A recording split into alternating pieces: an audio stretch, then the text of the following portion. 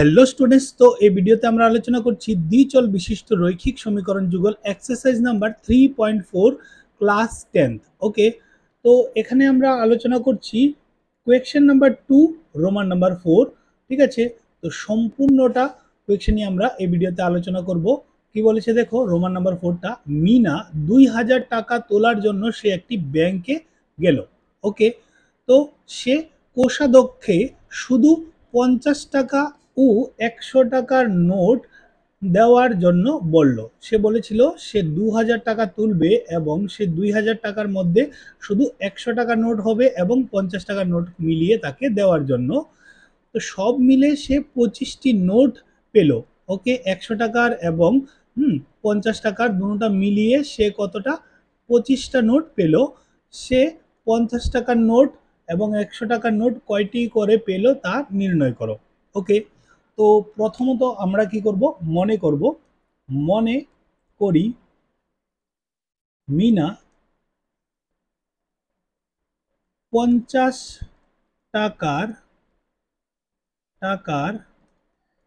Note পেল সমান সমান এক্স টি। মিনা 100 টাকার নোট পেল সমান সমান ওয়াই টি। ওকে, তো প্রথম শর্তানুসারে কি লিখতে পারবো, 25টি নোট ছিল এক্স, মানে 100 টাকা এবং 50 টাকার নোট মিলে। তো 50 টাকার নোট হচ্ছে এক্সটা এবং 100 টাকার নোট হচ্ছে ওয়াইটা। তো সব মিলে কতটা নোট হয়েছে, 25টি। তাই আমরা x plus y equal to 25 লিখতে পারবো। এটা হয়ে যাবে আমাদের 1 নং সমীকরণ। তারপর দ্বিতীয় কেসে কি বলেছে দেখো, লিখবো আমরা দ্বিতীয় শর্তানুসারে বলেছে 50 টাকার নোট এবং 100 টাকার নোট পেয়েছিল। তো টোটাল অ্যামাউন্ট কত ছিল, 2000 টাকা। তো যদি আমরা টাকার সাথে নোটের সংখ্যা মাল্টিপ্লাই করি তাহলে আমাদের কি বেরিয়ে আসবে, টাকার পরিমাণ বেরিয়ে আসবে।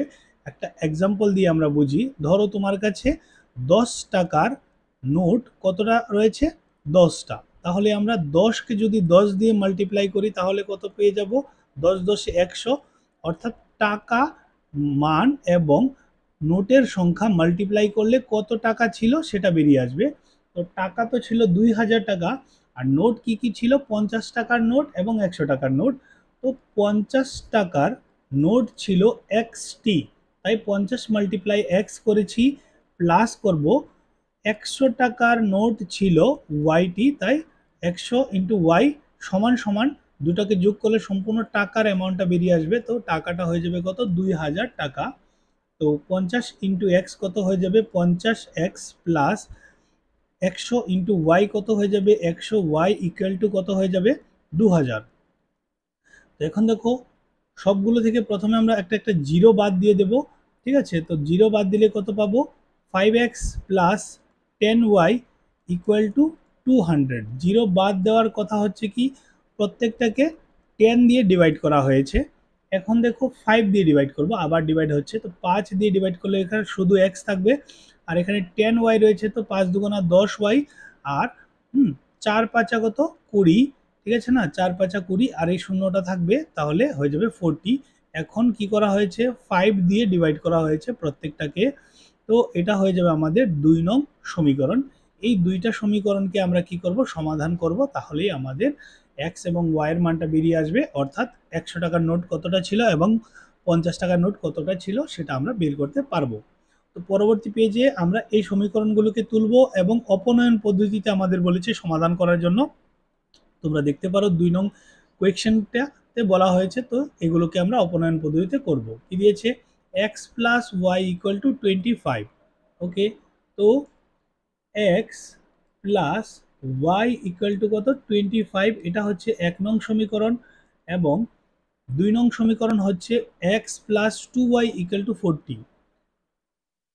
X plus 2y equal to কত, 40। এটা হয়ে যাবে 2 নং সমীকরণ। তো এখানে দেখতে পাচ্ছ এক্স এর সহগ এখানেও 1 রয়েছে, এখানেও 1 রয়েছে, তো কোনো কিছু দিয়ে মাল্টিপ্লাই করতে হবে না, জাস্ট আমরা লিখব 1 নং ও 2 নং এর ক্ষেত্রে অপনয়ন পদ্ধতি প্রয়োগ করে পাই। ওকে, তো x plus y equal to 25 equal to x plus 2y equal to 40। তো এখানে কি করব, মাইনাস করলে আমাদের এক্স গুলো বাদ চলে যাবে, তো এক্স থেকে এক্স চলে গেলে কি হবে, মাইনাস হয়ে যাবে, এটা আর থাকছে না, তাহলে y minus two y, y minus two y প্লাসে মাইনাসে ওয়াই ইকুয়াল টু প্লাসে মাইনাসে মাইনাস 25 মাইনাস 40। তো প্লাসে মাইনাসে মাইনাস করবো, 40 থেকে 25 চলে গেলে থাকবে মাইনাস 15।